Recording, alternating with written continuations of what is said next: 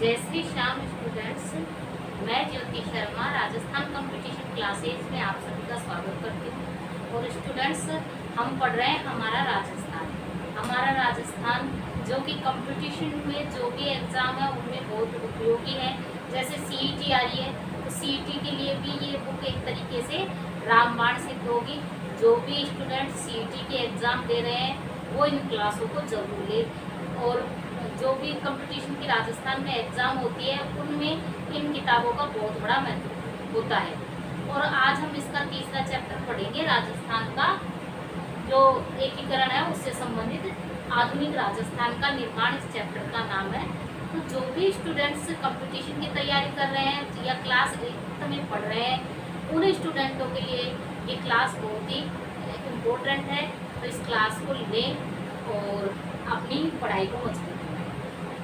तो तीसरे चैप्टर का नाम है आधुनिक राजस्थान का निर्माण, कि जो आज वर्तमान में हम राजस्थान देखते हैं उस राजस्थान का निर्माण किस तरीके से हुआ, तो कौन कौन सी मुसीबतों को झेलते हुए या आगे बढ़ा, तो इस के बारे में हम अध्ययन करेंगे। और जो वर्तमान राजस्थान है तो ये राजस्थान पहले जब रजवाड़ों में विभाजित था, मतलब छोटी छोटी रियासतों में विभाजित था, एक तरीके से 19 रियासतों, 3 ठिकाने और एक केंद्र शासित प्रदेश में विभक्त था। ये जो केंद्र शासित प्रदेश था अजमेर, मेरवाड़ा और 19 रियासतें, इनमें क्या है राजस्थान विभाजित था। तो इन सब का एकीकरण करके और अनेक चरणों से गुजरते हुए राजस्थान का, मतलब 7 चरणों से गुजरते हुए राजस्थान का एकीकरण हुआ। तो ये तो 3 पार्ट की मोटी मोटी रूपरेखा। अब हम इसका अध्ययन करते हैं। आज राजस्थान की जो भौगोलिक एवं राजनीतिक स्थिति है जिसको हम देख रहे हैं वह कई अथक प्रयासों से देशी रियासतों व रजवाड़ों के विलय के उपरांत अस्तित्व में आई। जो कि देशी रियासतें बटी हुई थी ना, 19 रियासतें, 3 ठिकाने, एक केंद्र शासित प्रदेश, इनको मिलाने के बाद क्या है, ये जो आज की परिस्थिति है अस्तित्व में आई। राजस्थान एकीकरण की सुगबुगाहट, मतलब शुरुआत की जो चर्चा सन 1939 ईस्वी में लॉर्ड लिनलिथगो थे, वायसराय लॉर्ड लिनलिथगो, उन्होंने एक आदेश जारी किया था। और उस आदेश के उपरांत ही राजस्थान के एकीकरण की शुरुआत क्या हो गई थी, चालू हो गई थी। यूँ कहे कि चर्चा चालू हो गई थी 1939 के लॉर्ड लिनलिथगो के आदेश के उपरांत।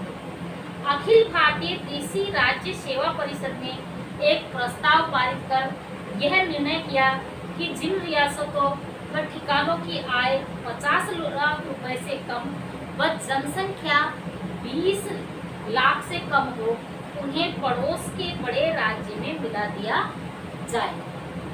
यद्यपि यह कार्य इतना सरल नहीं था, लेकिन यह कार्य करना इतना आसान नहीं था, किंतु प्रजामंडल आंदोलनों द्वारा जनजागृति व एकीकरण की प्रक्रिया को आगे बढ़ाया गया। मतलब देशी स्तर पर जो प्रजामंडल आंदोलन हुए, उन लोगों में जनजागृति आई, उसके माध्यम से इस आंदोलन को आगे बढ़ाया गया। 22 मई 1946 के ज्ञापन द्वारा ब्रिटिश सरकार ने देशी रियासतों को एकीकरण की प्रक्रिया पूर्ण करने हेतु कहा। मतलब ब्रिटिश सरकार ने एक ज्ञापन जारी किया 22 मई 1946 को, उसके द्वारा जो देशी रियासतें हैं उनको एकीकरण की प्रक्रिया पूर्ण करने के लिए, शीघ्र पूर्ण करने के लिए कहा, जो कि उन्होंने निर्धारित की थी। एकीकरण की यह प्रक्रिया जारी थी। इसी दौरान 15 अगस्त 1947 को हमारा देश आज़ाद हो गया। स्वतंत्रता के पश्चात सरकार ने एकीकरण की प्रक्रिया को प्राथमिकता दी और प्राथमिकता देते हुए इसको और तेजी से कर दिया। भारत सरकार के रियासती विभाग के निर्णयानुसार स्वतंत्र भारत में वे ही रियासतें अपना अस्तित्व बनाए रख सकती थी, पृथक अस्तित्व वे ही रियासतें बनाए रख सकती थी जिनकी न्यूनतम आय 1 करोड़ रुपए वार्षिक हो। कितनी हो उनकी न्यूनतम आय? 1 करोड़ रुपए सालाना हो तथा 10 लाख या उससे अधिक क्या होनी चाहिए उनके पास जनसंख्या हो, वो ही राज्य अपना पृथक अस्तित्व बनाए रख सकते थे, वो ही रियासतें पृथक अस्तित्व बनाए रख सकती थी, मतलब एक तरीके से अलग देश बना सकती थी। किंतु इन रियासतों की जनता एकीकृत राजस्थान में विलय के पक्ष में नहीं थी, मतलब जो रियासतें इस प्रक्रिया को पूर्ण कर रही थी, उन रियासतों की जनता इस तरीके से पृथक अस्तित्व में आने के क्या नहीं थी, पक्ष में नहीं थी। और इस मापदंड के अनुसार राजस्थान में केवल जयपुर, जोधपुर, बीकानेर व उदयपुर ये 4 रियासतें ही अपना पृथक अस्तित्व रख सकती थी, लेकिन इन रियासतों की जनता इसके लिए तैयार नहीं थी। किंतु इन रियासतों की जनता एकीकृत राजस्थान में विलय के पक्ष में थी, मतलब एकीकरण की प्रक्रिया के पक्ष में थी और एकीकरण के पश्चात राजस्थान के में मिलने के पक्ष में थी। प्रजा का नेतृत्व प्रजामंडल व अन्य संघों द्वारा किया जा रहा था। देशी रियासतों के कई शासकों ने भी विलय के प्रस्ताव का समर्थन किया, मतलब कई शासकों ने समर्थन किया कि हमें राजस्थान में मिलना है, मतलब भारत में मिलना है और हम हमारा पृथक अस्तित्व नहीं रखेंगे। कई रियासतों ने ऐसी घोषणा की, इनमें मेवाड़ रियासत प्रमुख थी। मेवाड़ रियासत के शासक ने कहा था कि इसका फैसला तो हमारे पुरखे ही कर गए थे कि हम कहाँ रहेंगे, इसलिए मुझे कोई अधिकार नहीं है कि मैं पृथक अपना कोई अस्तित्व बनाऊं। एकीकरण के चरण, तो एकीकरण 7 चरणों में हुआ और एकीकरण से पूर्व जो राजस्थान है, एकीकरण से पूर्व राजस्थान 19 रियासतों, 3 ठिकानों तथा एक केंद्र शासित प्रदेश अजमेर मेरवाड़ा में विभक्त था। ये 19 रियासतें थी, जयपुर, जोधपुर, उदयपुर, बीकानेर, बूंदी, कोटा, धौलपुर, भरतपुर, डूंगरपुर, प्रतापगढ़, बांसवाड़ा, झालावाड़, करौली, सागुरा, सिरोही, टोंक, जैसलमेर व किशनगढ़। ये 19 रियासतें थी तथा 3 ठिकाने थे, कुशलगढ़, लावा और नीमराना। ये 3 ठिकाने थे और एक केंद्र शासित प्रदेश था अजमेर मेरवाड़ा। इस तरीके से राजस्थान का विभाजन था। एकीकरण का जो प्रथम प्रयास था कोटा रियासत के शासक महाराव भीम सिंह ने किया। तो ऐसा क्वेश्चन भी आ सकता है कि एकीकरण का प्रथम प्रयास किसने किया था, तो कोटा रियासत के शासक महाराव भीम सिंह ने किया। कोटा के बाद महाराणा मेवाड़ ने 25 व 26 जून 1946 को इसी प्रक्रिया को आगे बढ़ाते हुए उदयपुर में राजस्थान, गुजरात, मालवा के कतिपय शासकों का एक सम्मेलन किया। इसी तरह के अन्य सम्मेलन जयपुर, बूंदी, कोटा व झालावाड़ के शासकों ने भी बुलाए, किंतु यह प्रयास उनके निजी हितों का ही पोषण कर रहा था, मतलब उन्होंने अपने निजी स्वार्थ के लिए इस तरीके के सम्मेलन बुलाए थे, इसलिए यह प्रक्रिया पूर्ण नहीं हो सकी। शासकों के समानांतर ही जनता से सीधे जुड़ी संस्थाएं, संगठन भी एकीकरण की प्रक्रिया में सक्रिय रहे। जो संगठन जनता से सीधे जुड़ रहे थे, जो शासक जनता से सीधे जुड़ रहे थे, तो वो भी इस प्रक्रिया में, एकीकरण की प्रक्रिया में क्या सक्रिय हिस्सेदारी निभा रहे थे। राज्य प्रजा परिषद व प्रजामंडल के प्रयास संपूर्ण राजस्थान को एक इकाई के रूप में गठित कर भारतीय संघ में शामिल करने के लक्ष्य को लेकर जारी थे ये इन सबके प्रयास। एकीकरण के जो चरण थे, एकीकरण के चरण, राजस्थान का जो एकीकरण था वह एक बहुत ही जटिल और चुनौतीपूर्ण प्रक्रिया थी। दीर्घकाल से अस्तित्व में रही देशी रियासतें व ठिकानों को एक सामान्य प्रशासनिक व्यवस्था के तहत लाना बहुत कठिन कार्य था, मतलब इतना आसान नहीं था उन सबको मनाना और सबको मनाकर एक करना। लेकिन लौह पुरुष सरदार वल्लभ भाई पटेल के प्रयासों से यह प्रक्रिया पूर्ण हुई, नहीं तो ये इतना आसान नहीं था। राजस्थान के एकीकरण को करना भी। देशी रियासतों एवं ठिकानों को एक ही सामान्य प्रशासनिक व्यवस्था के तहत लाना कठिन था। इन रियासतों में जनसंख्या, सामाजिक रीति रिवाज, आर्थिक व राजनीतिक विभिन्नताएं थी। कुछ रियासतों में परंपरागत पद्धति से प्रशासन का संचालन हो रहा था, तो कुछ में आधुनिक शासन के मूल्य प्रचलित हो गए थे। इन सभी क्षेत्रों में एक समान राजनीतिक और प्रशासनिक व्यवस्था की स्थापना और समग्र रूप से उनका आर्थिक विकास करना, नई सेवाओं की स्थापना, नए नियम बनाना आदि सभी कार्य क्या थे, एक तरीके से बहुत ही चुनौतीपूर्ण कार्य थे ये सारे। इन सभी चुनौतियों से लड़ते हुए नवंबर 1956 में आधुनिक राजस्थान का निर्माण हुआ और 7 प्रमुख चरणों से गुजरते हुए जो वर्तमान में हम राजस्थान की तस्वीर देखते हैं, वो राजस्थान अस्तित्व में आया और एकीकरण की प्रक्रिया 7 चरणों में पूर्ण हुई। अब हम एक एक चरण को पढ़ते हैं। प्रथम चरण, एकीकरण की प्रक्रिया में जो प्रथम चरण था, उस चरण को मत्स्य संघ का नाम दिया गया। क्या नाम दिया गया? मत्स्य संघ का नाम दिया गया। और इसका गठन 17 या 18 मार्च 1948 ईस्वी को हुआ। मतलब कई बार एग्जाम में कंपटीशन के ले लो, चाहे 8th लेवल के एग्जाम ले लो, तो 17 या 18 मार्च दोनों में से एक कोई किसी भी डेट आ सकती है। तो ये दोनों ही डेट मान्य है। 17-18 मार्च 1948 को हुआ राजस्थान के एकीकरण का प्रथम चरण। और एकीकरण की जो प्रक्रिया है उसमें अलवर, धौलपुर, भरतपुर व करौली, इन 4 राज्यों को मिलाकर मत्स्य संघ का क्या किया गया? निर्माण किया गया। और मत्स्य संघ की राजधानी किसे बनाया गया? अलवर को मत्स्य संघ की राजधानी बनाया गया। धौलपुर के महाराजा उदयभान सिंह को, जो धौलपुर के महाराजा थे उदयभान सिंह, उनको महाराज प्रमुख बनाया गया।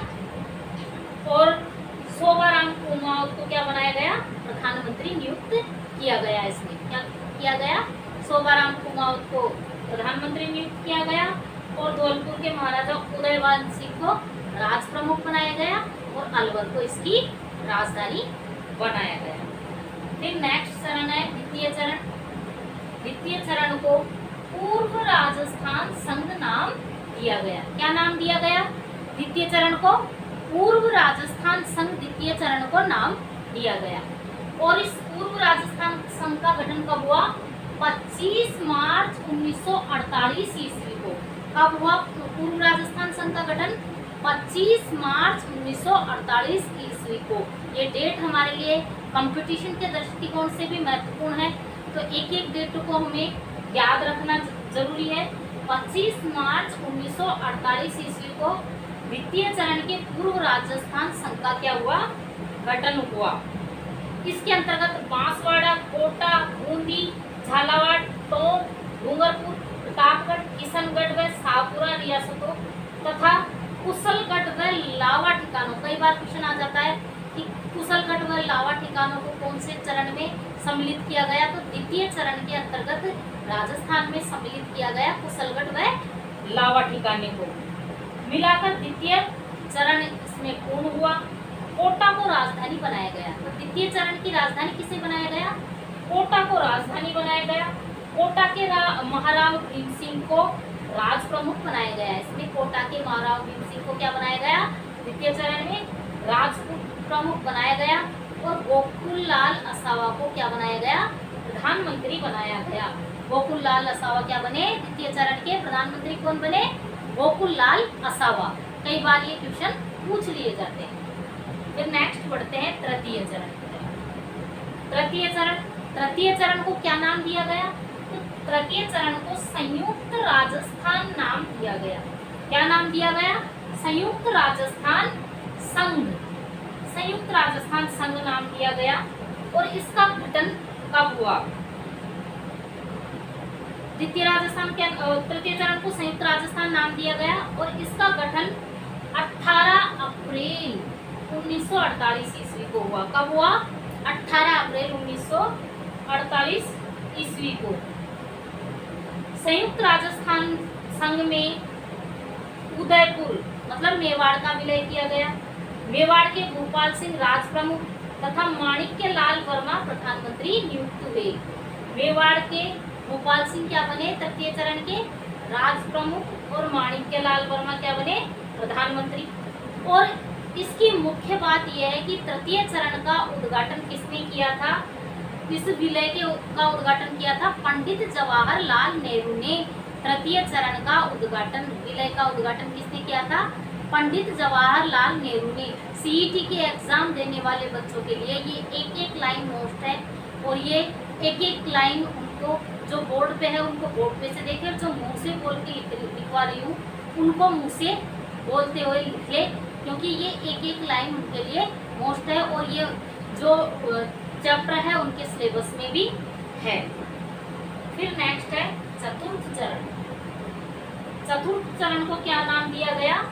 वृहद राजस्थान। क्या नाम दिया गया? चतुर्थ चरण को वृहद राजस्थान नाम दिया गया। और चतुर्थ चरण का गठन कब हुआ? तो 30 मार्च 1949 ईस्वी को चतुर्थ चरण का गठन हुआ। कब हुआ? 30 मार्च 1949 ईस्वी को। संयुक्त राजस्थान में जयपुर, जोधपुर, बीकानेर व जैसलमेर का मतलब जो जो बड़ी बड़ी रियासतें थी उनका विलय कर दिया गया और उनका विलय करके राजस्थान बनाया गया। मतलब राजस्थान का स्थापना दिवस भी 30 मार्च को मनाया जाता है। जयपुर के मान सिंह द्वितीय राज प्रमुख व हीरालाल शास्त्री प्रधानमंत्री तथा महाराणा भूपाल सिंह को महाराज प्रमुख नियुक्त किया गया इसमें। और इस जो चतुर्थ चरण है, चतुर्थ चरण वृहद राजस्थान, वृहद राजस्थान का उद्घाटन किसने किया? तो सरदार वल्लभ भाई पटेल ने चतुर्थ चरण वृहद राजस्थान का उद्घाटन किया। ध्यान रखें, तीसरे चरण का उद्घाटन जो कि संयुक्त राजस्थान था, उस संयुक्त राजस्थान का उद्घाटन किया था पंडित जवाहरलाल नेहरू ने। और चतुर्थ चरण वृहद राजस्थान का उद्घाटन किसने किया था? तो वृहद राजस्थान का उद्घाटन सरदार वल्लभ भाई पटेल के द्वारा किया गया था। फिर नेक्स्ट है पंचम चरण।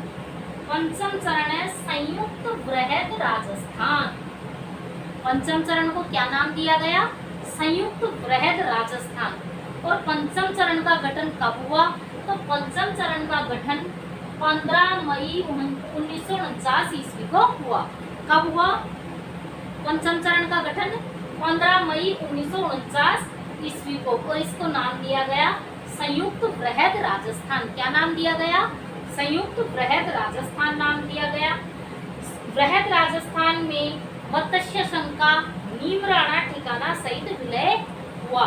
मतलब इसके अंतर्गत वृहद राजस्थान में मत्स्य संघ का विलय किया गया। फिर मत्स्य संघ के बाद नीमराणा ठिकाने का विलय कर दिया गया और पंचम चरण का गठन इस प्रकार हुआ। फिर नेक्स्ट है षष्ठम चरण मतलब छठा चरण राजस्थान। छठा चरण का गठन कब हुआ? तो छठा चरण राजस्थान और राजस्थान का छठे चरण का गठन हुआ 26 जनवरी 1950 ईस्वी को। छठे चरण का गठन हुआ और इसमें सिरोही, देलवाड़ा व आबू क्षेत्र को छोड़कर, सिरोही के देलवाड़ा व आबू क्षेत्र को, आबू के क्षेत्र को छोड़कर पूरे सिरोही का राजस्थान में क्या कर दिया गया? विलय कर दिया गया।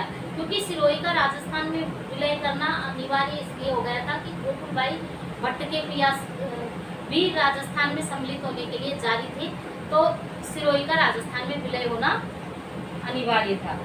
फिर नेक्स्ट है सप्तम चरण, सातवां चरण राजस्थानी है, सातवां चरण। और पूर्णतः जो वर्तमान राजस्थान में अस्तित्व में आया उसका गठन हुआ 1 नवंबर 1956 ईस्वी को।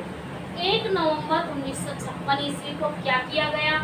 राजस्थान में आबू, देलवाड़ा, अजमेर, मेरवाड़ा व मंदसौर, मध्य प्रदेश के सुमेल टप्पा क्षेत्र का विलय कर एकीकरण की प्रक्रिया पूर्ण की गई और जो झालावाड़ का सिरोंज क्षेत्र था उसको मध्य प्रदेश को सौंप दिया गया। और मध्य प्रदेश को सौंपकर इस तरीके से वर्तमान राजस्थान 1 नवंबर 1956 ईस्वी को अस्तित्व में हुआ आया और वर्तमान राजस्थान का इस तरीके से अनेक चरणों से गुजरते हुए एकीकरण पूर्ण हुआ। इसके बाद नेक्स्ट इसमें कुछ क्वेश्चन भी है, जैसे संयुक्त वृहद राजस्थान में कौन सा क्षेत्र शामिल नहीं था? तो जोधपुर, कोटा, किशनगढ़, अजमेर, मेरवाड़ा, इनमें से कौन सा क्षेत्र शामिल नहीं था? तो अजमेर, मेरवाड़ा। फिर संयुक्त राजस्थान के राज प्रमुख कौन थे? तो भोपाल सिंह राज प्रमुख थे। राजस्थान के एकीकरण की प्रक्रिया लॉर्ड लिनलिथगो के प्रयास से आगे बढ़ी, मतलब शुरुआत लॉर्ड लिनलिथगो के आदेश पत्र से उसकी शुरुआत हो गई थी ना, इसलिए लॉर्ड लिनलिथगो, इसमें सरदार वल्लभ भाई पटेल नहीं आएगा, लॉर्ड लिनलिथगो के एक आदेश से आगे बढ़ी थी प्रक्रिया।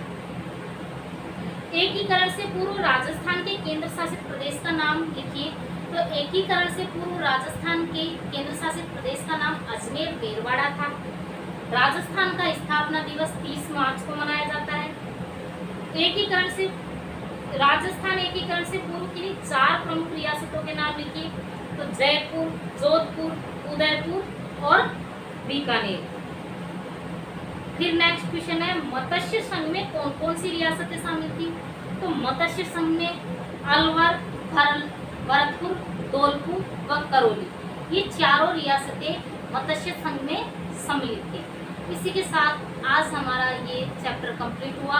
क्लास को ज़्यादा से ज़्यादा लाइक करें, शेयर करें, सब्सक्राइब करें, और जो भी स्टूडेंट्स राजस्थान कंपटीशन की तैयारी, राजस्थान की कोई भी एग्जाम की कंपटीशन की तैयारी कर रहे हैं या वर्तमान में सीईटी की तैयारी कर रहे हैं, तो उनके लिए ये क्लास बहुत महत्वपूर्ण है। इस क्लास को ले और धन्यवाद।